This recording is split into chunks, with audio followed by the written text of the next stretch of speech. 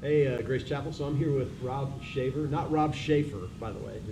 Right. Rob Shaver, who is our new discipleship minister here at Grace Chapel, and we as a staff and some other leaders are getting to know him over the last few days and the last couple of weeks, and we want to give you the chance to get to know him a little bit as well. I want to tell you about one quick thing that I've already learned about Rob in the last few days, is that Rob does not drink coffee, which makes him officially the only non-coffee drinker on the Grace Chapel staff. So I'm just wondering, Rob, Yes. what do you drink in the mornings if you don't drink coffee? Man, nothing. Nothing. I need to drink water. I'm speechless. I do like water. I did have a phase where I did drink energy drinks, but that was a phase that got probably unhealthy, and so I'm phasing out of it. So every once in a while, not even have the desire for an energy drink, but just out of like ritual, like, oh, I'm getting gas, I should go inside and buy something. But yeah, just water, trying to stick to water. Coffee tastes disgusting, Okay. and Okay. I always thought it tasted terrible. And people said when I was in high school, they'd, oh, wait till you get to college, you will need to drink coffee, which made me never try coffee again. But then I'd have these different points in life where I say, all right, well, maybe my taste buds have changed, maybe I can tolerate it now, and no, still not.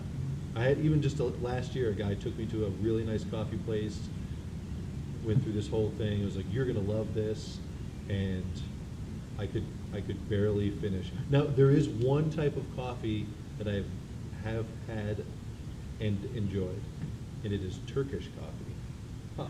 So this is the thing, it's very strong, and so to me, that's what all coffee tastes like, is like somebody burnt something and then watered it down. Hey, I So- just want you to know, somewhere out in video land right now, Ben Patterson's heart is breaking. Oh, yeah. I just need you to be aware of that. Does he not like Turkish coffee? No, he just loves coffee, Oh. period. So to hear that there's someone out there who doesn't Oh. love coffee is just rocking his world right So now. that, but Turkish coffee it's like a sludge. Have you ever had it? Ben's behind the camera. Have you ever had Turkish coffee? I have not. All right, we'll do that sometime. We'll try that out. Yeah. Well, so we got the coffee piece. Do me a favor and just tell me a little bit about yourself, where you grew up, a little bit about your upbringing. Yeah, I grew up in Albany, New York, and then pretty much lived in almost the same house my whole life, and then went to college in West Virginia at Ohio Valley College at the time, now university, where I crossed paths Yep. with Paul and Lori, and so got to know them then a little bit. Then, right out of college, there was a church in Utica, New York, which was about an hour and a half west of where I grew up. And I knew a lot of people there from a common summer Camp Hunt. And so spent a lot of summers at Camp Hunt, had gone back to be a counselor, had gone back to be a director, and so there's a lot of familiarity there. They were looking to hire somebody young and fresh that they could put to work, and I was eager to get back to New York. So, and then that's really been the last 17 years of our lives. I've been in New York. Cassie moved up there a year after me, and we've got a great romantic story. So if you ever want to know about that, ask one of us about our meeting and falling in love and getting married. I think it's a great story. And yeah, so that brings us here. The church in Utica, New York was amazing. The leadership there was great. They always gave me opportunities to kind of experiment with different things and try different things. But yeah, I guess just last year or so kind of felt like maybe our time there was wrapping up.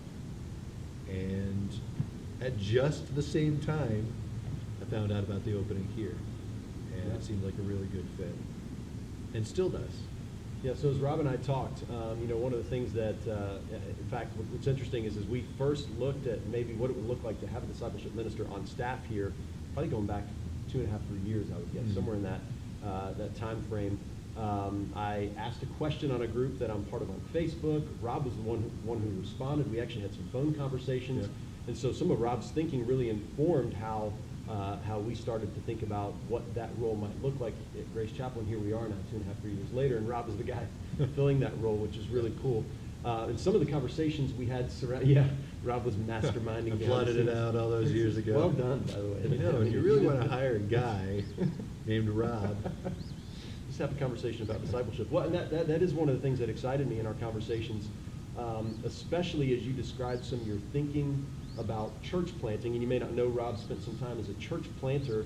One of the discoveries you made, and if you could just kind of elaborate a little bit more on that, is that I love the way you even put that, is that, you know, as we set out to plant a church, we figured out that we could actually set out to plant a church, or we could set out to make disciples who would become a church. So tell me for you why that was so significant. Yeah, I mean, Cassie and I are both a little contrarian sometimes, so we didn't want to just do the things that everybody else was doing, and but we felt compelled with the church planting piece, like that was an important part for the church to move forward in New York, is that we need new churches for new people up there.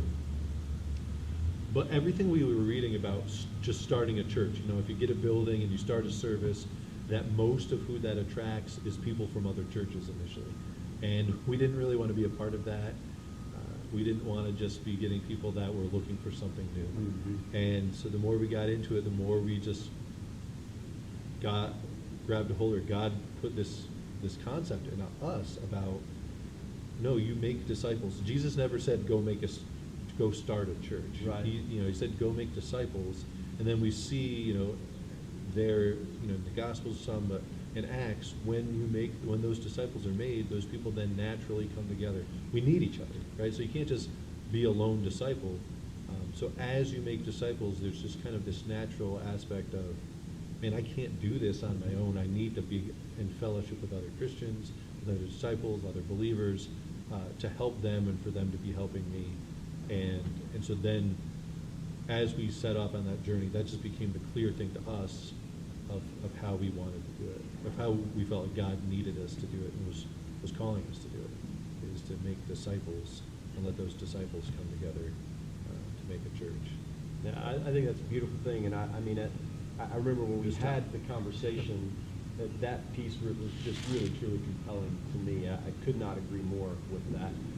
As you talked about that, you said it, you described it in the sense you said, God really laid that on my heart.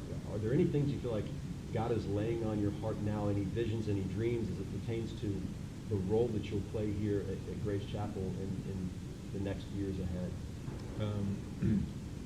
Well, maybe just overall in my life and in ministry, I've always been more drawn to, I don't know, the outsider is maybe not the greatest term, but the underdog. Mm-hmm. I'll always root for the underdog, and I feel like it's very easy, within that and within church cultures and different things. There's certain things that we measure, and so certain people rise to the top, but there's so many people then that have so much potential, and that gets me excited. I love potential in people, and so that person that might just kind of be sitting on the sidelines, or twiddling their thumbs, or just kind of hanging out, kind of like Zacchaeus in the tree, like checking things out. Do I belong here? Yeah. Right. Yeah. So that gets me excited. Is as the new guy, like, I don't know who belongs where, or who's in or who's out or who's wherever. So I'm excited to kind of, I don't know, find some Zacchaeuses maybe, and find some people. That gets me, like, that would be maybe a pride point for me, would be like, I would love for a couple of months from now to you be like, Rob, I never saw that person being involved that way, or we never imagined that these people would start leading like this, and just to have, hopefully, like a God-given gift of that vision to see people and maybe see potential in people that maybe other people miss, Yep. So, I love it. No, I love that, Rob, and I hope that we have many of those stories in the next years ahead. As that really is what it looks like to disciple people, to pour into people, to invest in people, to see them grow to a place where they own what we have loved and held dear ourselves. So, I hope this has been helpful to you. I've really enjoyed spending this time with Rob. In fact, I would say I've learned more about Rob in this time, so this has been rewarding for me as well. So God bless you guys, and we look forward to seeing you shortly. Yeah. And I want to learn more about you. And the truck behind Loud truck. yeah. So definitely, I mean, that is a huge part right now. Do not think at all like, oh, Rob's too busy, or Rob and Cassie are too busy. We might be, but we don't care. Like, our busyness should be about all of you guys. So do not hesitate. Invite us over. Come to our house. That's a huge thing that we just want to get to know everybody. Yeah, we've been dropping in, and they haven't kicked us out yet, so I think it works out. All right. Again, enjoy this time with Rob. Hope you did as well, and take him up on his offer. Go find him at his house, or invite them over as well. We'll see you guys hopefully this Sunday.